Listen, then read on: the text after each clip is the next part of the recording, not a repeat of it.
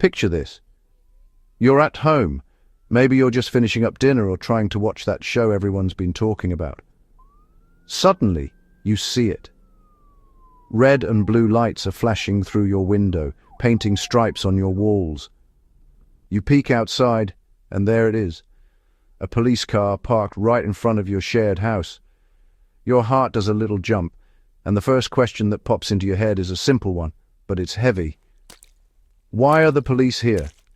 It's a question that can send a chill down anyone's spine, especially when your home is a place you share with people who started out as strangers. Living in a shared house is its own special kind of adventure. It's a mix of different people, different habits, and different ideas of what clean actually means. Most of the time, it works out. You figure out a system, you learn to live with the person who leaves their dishes in the sink for a week, and you bond over complaining about the rent. But sometimes things can go sideways.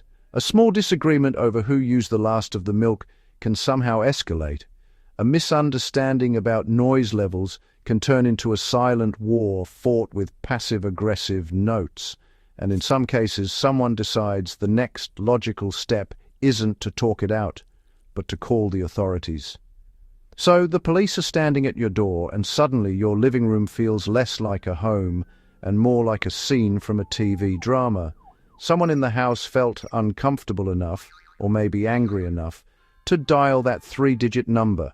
It could be about a party that got a little too loud. It could be about a suspicion, a feeling that something isn't right. The problem is, when the police get involved, the situation instantly becomes more serious. It's no longer just a housemate problem, it's a legal one, and the stakes are suddenly much, much higher for everyone involved. The arrival of law enforcement transforms the entire dynamic of the house. Trust, which might have already been thin, completely evaporates. People start choosing sides, whispering in hallways and looking at each other with suspicion. The home, which is supposed to be your sanctuary, your safe space from the pressures of the outside world, becomes the source of that pressure. That initial question, why are the police here, quickly gets followed by more complicated ones. Who called them? What did they say? And most importantly, what's going to happen to us now? It's a moment that can change everything. Let's be honest, living with other people is complicated. You're sharing not just a roof, but a kitchen, a bathroom, and a very limited amount of personal space. It's a fertile ground for misunderstandings to sprout and grow like weeds. Maybe someone is naturally shy and quiet, and their housemate interprets that as being secretive or unfriendly. Maybe one person comes from a culture where being loud and expressive is normal, while another was raised to believe that quiet is a sign of respect. These small differences can easily get twisted, especially when you don't really know the people you're living with on a deeper level. This is where things can get ugly.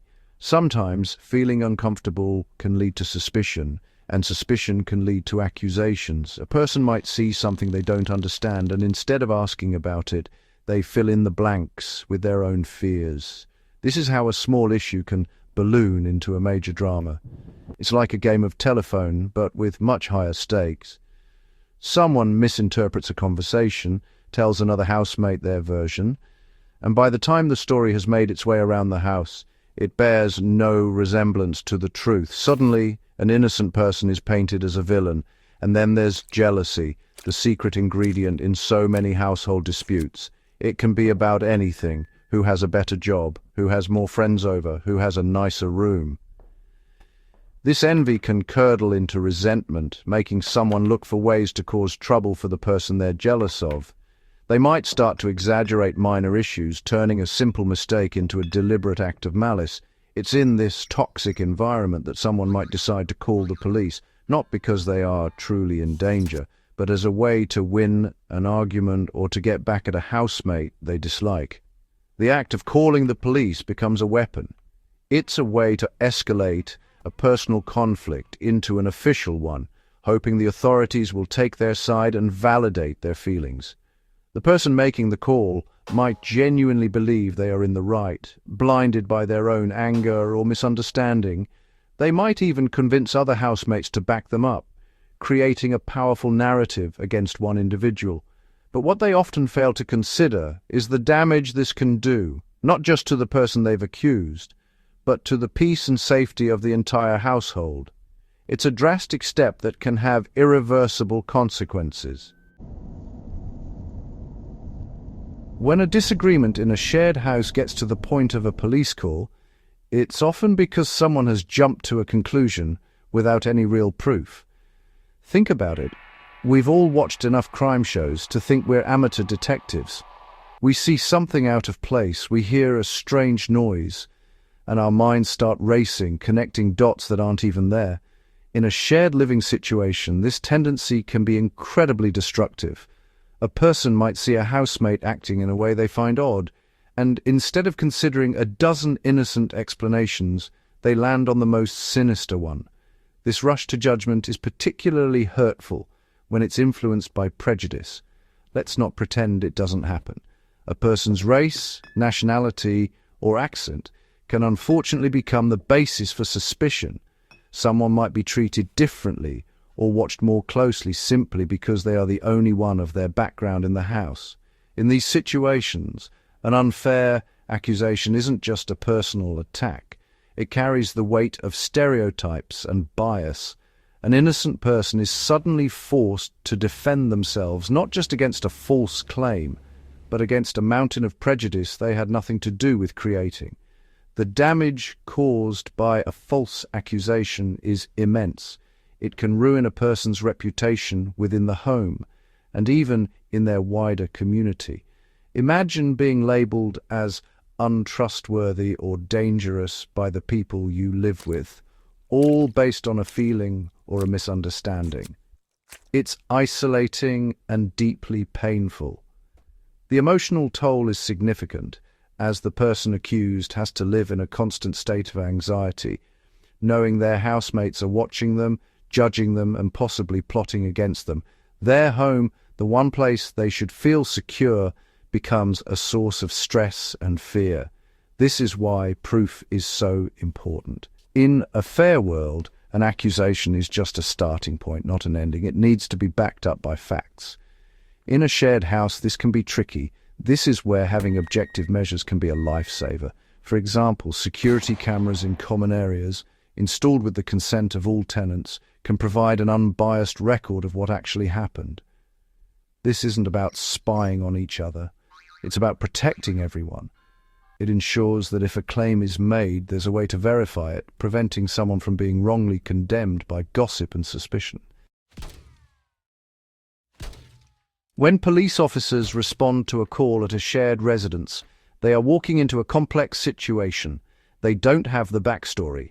They only have the information from the person who called, which is often emotional and one-sided. It is absolutely crucial for the officers to approach the situation with an open mind. Their job is not just to respond, but to investigate. This means listening to every single person involved, not just the one who made the phone call. The first story they hear is just that, the first story, not necessarily the whole story. One of the biggest dangers is the power of numbers. If 2 or 3 housemates have teamed up to make a complaint against one person, it can create the illusion of a more credible claim. Police officers need to be trained to see past this. 3 people repeating the same lie doesn't make it true. They must assess the evidence, or lack thereof, for what it is. It's essential that they don't just take the word of the majority. The lone voice in the room might just be the one telling the truth, and it's their duty to give that voice equal weight and consideration. Furthermore, officers must be vigilant against their own unconscious biases. When they see a person of a certain race or hear an accent, it should not influence their judgment in any way. This is where fairness is truly tested. An officer's decision can have life-altering consequences, and that decision cannot be tainted by prejudice. They must treat a well-dressed person making a claim with the same skepticism as they would anyone else, and give the person being accused, regardless of their appearance or background, the full opportunity to present their side of the story without prejudice. Justice demands impartiality. Ultimately, everyone living in that shared house has the same rights. They all have a legal right to be there, to occupy their space, and to live without harassment. The police are there to uphold the law for everyone, not just for the person who called them. This means protecting the rights of the accused as much as investigating the claims of the accuser. A thorough and fair investigation involves gathering facts, talking to all parties separately, and making a determination based on evidence, not on who seemed more convincing or who had more people on their side. So how do we avoid the flashing lights and the late-night drama in the first place? It all boils down to creating a home environment built on honesty, fairness, and mutual respect. This starts from day one. When you move into a shared space, make an effort to communicate. Don't let annoyances fester. If something is bothering you, talk about it calmly and directly. It's amazing how many major conflicts could have been solved with a simple, honest conversation before things got out of hand. Peaceful problem-solving should always be the first resort. It's also important to be aware of the dynamics in your house. Pay attention to how people treat each other. If you notice one housemate is consistently being singled out, treated unfairly, or made the butt of jokes, don't be a silent bystander. Jealousy and hidden resentments can poison a living situation, and sometimes people will look for an excuse to target someone.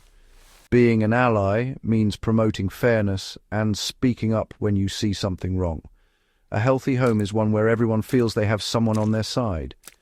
If you ever find yourself in a position where you are being unfairly targeted, it's crucial to know your rights and to protect yourself. Document everything. Keep a record of incidents, save text messages, and if possible, encourage the use of security cameras in common areas as a way to ensure accountability for everyone. This isn't about being paranoid, it's about being prepared. Having evidence is the best defense against false accusations. It shifts the situation from a he said, she said argument to one based on undeniable facts. In the end, a shared house is a microcosm of society. We have a choice. We can make it a place of division, suspicion, and conflict, or we can work together to make it a community.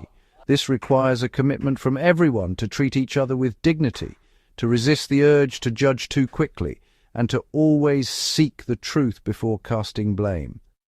Let's aim to build homes where the only reason for a late-night knock on the door is a friend who forgot their key, not a conflict that spiraled out of control. Let's choose kindness, fairness, and unity,